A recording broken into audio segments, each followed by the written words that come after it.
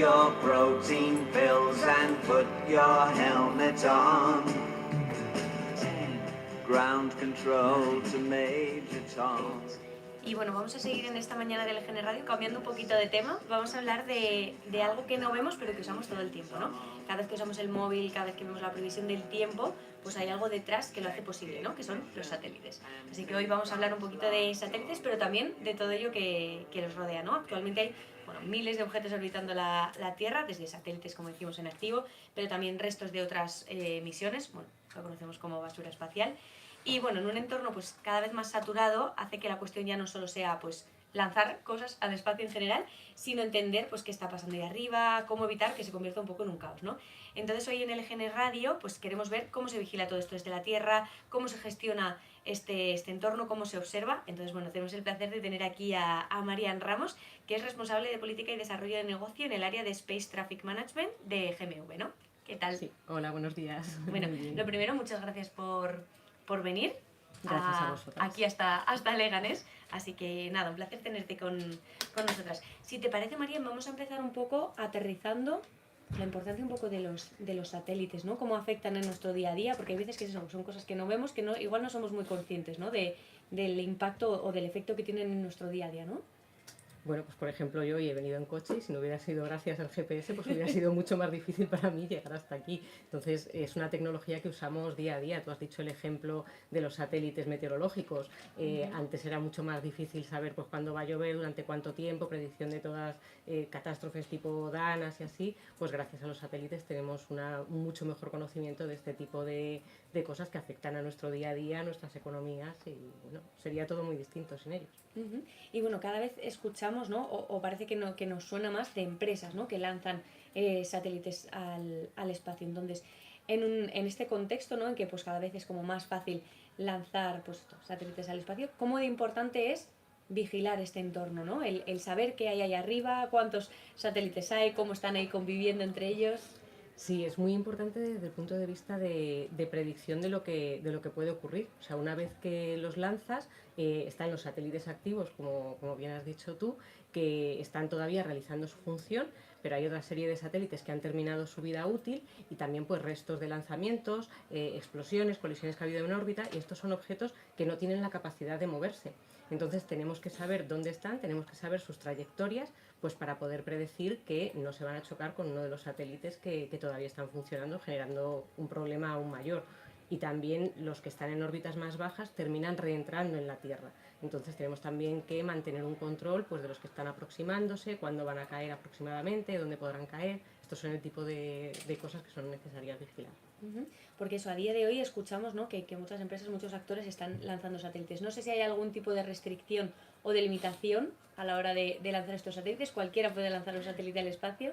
No cualquiera, pero no hay una regulación a nivel internacional. Digamos que cada país es responsable de los satélites que lanzan las empresas de su país. Entonces, Estados Unidos, por ejemplo, da los permisos para las empresas con satélites de Estados Unidos, España para los de España, y no hay una coordinación a nivel internacional que diga, bueno, ya hay suficientes, ¿no? Entonces, se pueden producir conflictos ahí. Ahora mismo es el primero que lo pide, el primero que lo tiene. Entonces, es un poco, digamos, injusto quizás. Y bueno, no sé si en este contexto entra también tu puesto, ¿no? Estás en el área de Space Traffic Management, ¿no? Sí. Cuéntanos un poquito qué es esto. Pues tiene mucho que ver con lo del lanzamiento de satélites que está habiendo ahora mismo.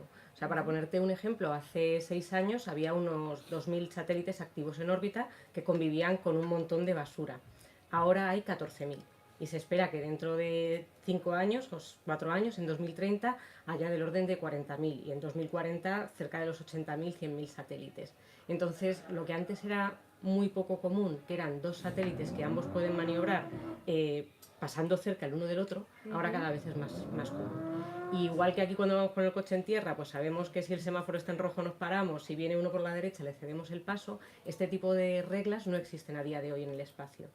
Entonces se hace en base a una coordinación. O sea, cada vez que se detecta esto, hay que poner en contacto a los dos operadores, ver quién se mueve, quién no se mueve, para evitar peligros.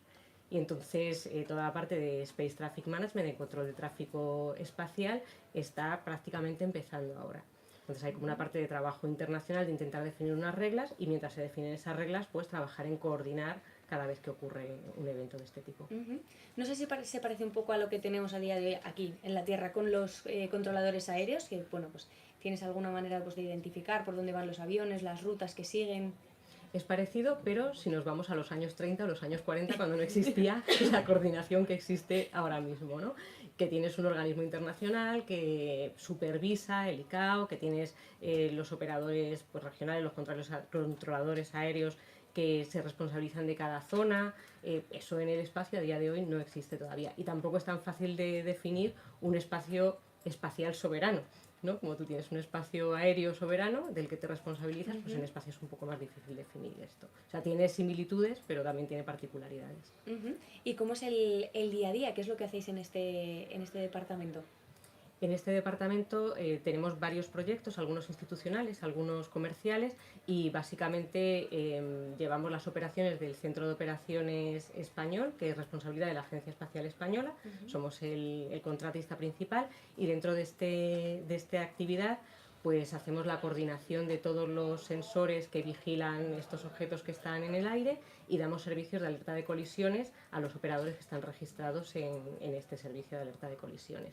Y en caso de que haya una colisión en la que puedas entrar en el área cercana a otros satélites, se hace esta coordinación. Y luego también damos servicio a se llama Space Data Association, que es una asociación de operadores de satélites no profit, a nivel internacional y desde enero somos los responsables del portal de esta Space Data Association, donde los operadores de satélites comparten las posiciones precisas de sus satélites y entonces es mucho más fácil decir dónde están, dónde no están, si hay colisiones y coordinamos entre ellos. Exacto, porque claro, imagino que esto alguien hay detrás, ¿no? De esos satélites, os pueden dar alguna pista, pero no sé cómo en la basura espacial, cómo se hace este control, este monitoreo. La basura espacial se vigila con estos sensores de tierra que te he mencionado antes. Básicamente son sobre todo telescopios y radares con los que se está vigilando continuamente los objetos que hay en el espacio y se hace un catálogo de ellos, que contado así parece fácil, pero tiene su truco, porque cuando tú lo observas estos objetos van muy rápido. Entonces tú los ves durante un tiempo muy pequeñito, a lo mejor un minuto o incluso en algunos casos unos segundos. Entonces con un trocito así de su camino te tienes que inventar todo el camino completo por el que da la vuelta a la Tierra y mantener ese catálogo. Entonces, pues tienes que revisitar, se llama revisitar los objetos con cierta periodicidad para evitar que se vayan a otro sitio que tú no conoces y eso, pues ir calculando todas las trayectorias y todas las posibles colisiones con otros objetos.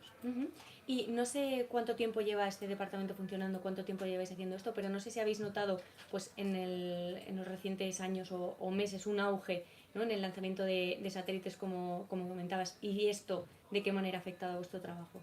Sí, o sea, en GMV empezamos a trabajar en estos temas cuando todavía nadie se preocupaba por esto.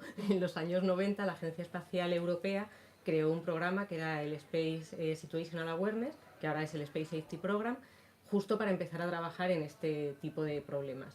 Y entonces, bueno, nadie estaba demasiado preocupado y ahora sí hay una preocupación bastante grande, está conocido a nivel internacional y ha habido una evolución bastante importante. Desde el punto de vista de la basura ha habido algunos eventos, unos accidentales y otros intencionados, que han generado muchísimos fragmentos y desde el punto de vista de los satélites activos se nota desde 2019-2020 el aumento de los satélites operacionales, ¿no? Con todo el lanzamiento de las que se llaman megaconstelaciones, que son miles de satélites funcionando de manera coordinada. La más conocida es Starlink de Elon Musk, que está en una órbita de unos 500 kilómetros y claro, pues hemos pasado de los 2.000 satélites que decía al principio a los 14.000 que teníamos ahora, de los cuales 10.000 son de Starlink y están en esta órbita baja. Y no sé qué nivel de precisión tenéis a la hora pues, de vigilar todos estos objetos, porque bueno, las distancias que manejamos aquí en la Tierra no tienen nada que ver con lo que dices, que están a 500 kilómetros sobre nuestras cabezas. Entonces, ¿qué nivel de precisión hay? O bueno, ¿a qué distancia os preocupa? Ya ¿cómo va todo esto? Esto depende mucho de la órbita en la que estés y de la tecnología que estés utilizando para observarlos. Entonces, por ejemplo, en la órbita baja, que se suelen utilizar radares y una tecnología que se llama RF pasiva, se puede llegar a unos pocos metros de precisión, 3 metros, 10 metros aproximadamente. En órbita geoestacionaria las precisiones son un poco peores, se utilizan telescopios, están muchísimo más lejos, y luego pues cuanto más pequeño sea el objeto, más difícil es verlo y más grande es el error que tienes en la posición que ocupa en el espacio. Complicado.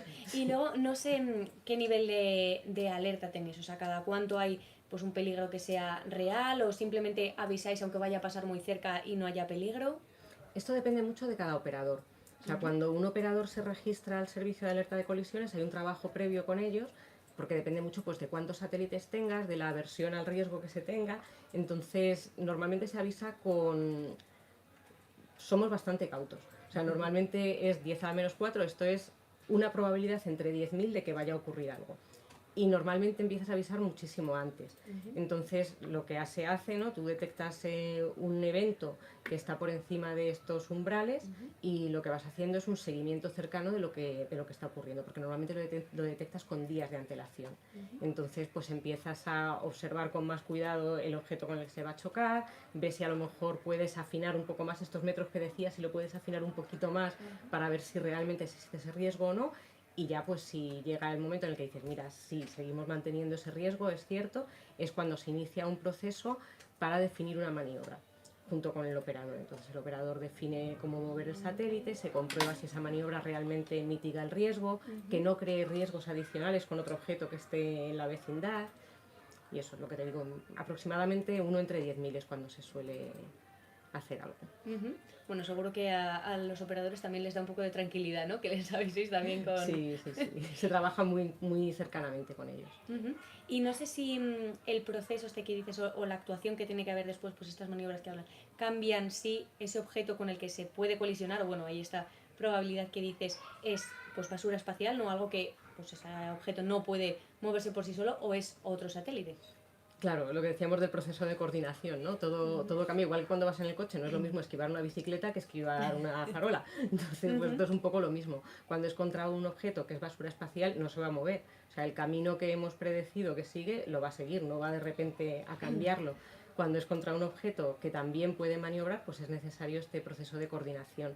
Y a día de hoy no siempre es sencillo, porque no existe un directorio, por ejemplo, en el que tú puedas ir y decir, a ver, voy a llamar a fulanito, ¿no? Pues a veces ese número de teléfono, ese email de fulanito no existe. Y este proceso de coordinación no existe o tú no lo tienes. Entonces este proceso de coordinación puede ser complejo. Porque imagino que, como dices, pues a nivel nacional tendréis más o menos a los operadores bastante ubicados, pero cuando es a nivel internacional, no sé luego cómo hacéis. Bueno, el Centro de Operaciones Español, el Space S3TOC se llama, da servicio internacional desde hace 2 o 3 años. Empezó dando servicio nada más que a operadores europeos, pero desde hace unos 2 o 3 años está abierto internacionalmente y se da servicio a unos 600 satélites de todo el mundo. Entonces, cuando son operadores que están registrados en el servicio es muy fácil, porque les conoces a los dos y ya está. Luego, por ejemplo, con operadores de Estados Unidos, pues sí que hay una comunicación bastante fluida y no suele haber problemas. Luego ya cuando nos vamos a operadores un poco más, no sé, conflictivos, yo que sé, imagínate Corea del Norte, pues ahí es un poco más difícil encontrarlo y en algunos casos pues tienes que ir a través de las Naciones Unidas, que son los que tienen el registro de satélites, a ver si están registrados y puedes contactar con ellos. Porque no sé si hay otros, el mismo trabajo que hacéis vosotros a nivel internacional, no sé si otras naciones, otros países tienen lo mismo y os llegan también avisos, ¿no? de estos agentes. Sí, de hecho, Estados Unidos tiene un catálogo público de objetos y se trabaja mucho con ese catálogo público de objetos. También los operadores reciben, de hecho, hasta 2016 era lo único que existía, el sistema estadounidense. Entonces se reciben las alertas de colisiones del sistema americano y se procesan en conjunto con las del sistema europeo. Y bueno, antes era un sistema militar, ahora está habiendo una transición a un sistema comercial similar al que hay en Europa y ha habido ejercicios, los hay continuamente, ejercicios de coordinación para ver que nos entendemos, que hablamos el mismo idioma. Porque claro, luego ya imagino una vez que están puestos en alerta estos dos operadores, ya entra dentro de sus decisiones quién se mueve, si son pues eso, 2 satélites con capacidad de maniobra, como esto ya lo gestionan entre ellos, vosotros también hacéis de nexo de alguna manera. Sí, apoyamos a esa coordinación y si los dos son usuarios, pues se analizan las maniobras de los dos. En muchas ocasiones ya hay acuerdos bilaterales entre operadores.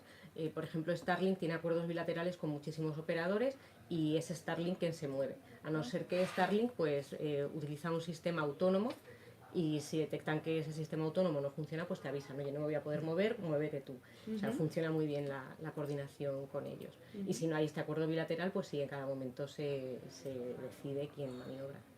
Porque es lo que decías, ¿no? Es un poco, nos faltan normas de Nos faltan tráfico, normas ¿no? de tráfico, efectivamente. No sé cuántas veces, o si es muy común, si es la necesidad de que se muevan los satélites, o normalmente no hace falta, no sé, cada cuánto tenéis una necesidad real de que se muevan. Todos los meses hay varios eventos ¿Ah, sí? en los que se tienen que mover, sí, sí, sí. Antes no era tan común, pero ahora sí, un Cada par vez de veces al mes hay que mover algún satélite. Sí, sí. Y no sé, bueno, como dices, este aumento del lanzamiento de satélites y esta necesidad de coordinación, no sé si hay alguna manera de que a futuro esto sea más fácil, pues no sé, con algún acuerdo de tipo internacional, no sé qué se te ocurre o qué está ahí sobre la mesa. Sí, hay muchos foros internacionales en los que se está hablando de qué normas tendrían sentido, de estandarización. Entonces hay que ponerse de acuerdo. Hay un foro de estandarización que se llama el ISO, donde se está discutiendo un estándar en el que se define quién se tiene que mover. En la ONU también hay un foro de trabajo que se intenta hacer como una plataforma en la que al menos tengamos este listado de números de teléfono y características de los satélites. Y también está la legislación europea que se está discutiendo ahora mismo, que también tiene un apartado que justo trata de este tipo de cosas, ¿no? De con qué prioridad te tienes que mover, ¿no? Pues el que lleva más tiempo en órbita, o el que tiene más capacidad de maniobra, o de misiones que son científicas sobre misiones comerciales. Estos son puntos que se están discutiendo, no hay todavía un acuerdo sobre cuál tiene que ir primero. Claro, es que al tratarse de algo pues eso, completamente internacional, no hay que buscar pues, estas maneras de no beneficiar a unas naciones sobre otras, ¿no? O bueno, pues priorizar pues, los avances científicos frente a pues eso, un operador comercial. No sé si crees que esto va a ser una necesidad más pronto que tarde, este tipo de... Es una necesidad ya, Sí. bastante pronto, sí, es una necesidad ahora mismo ya.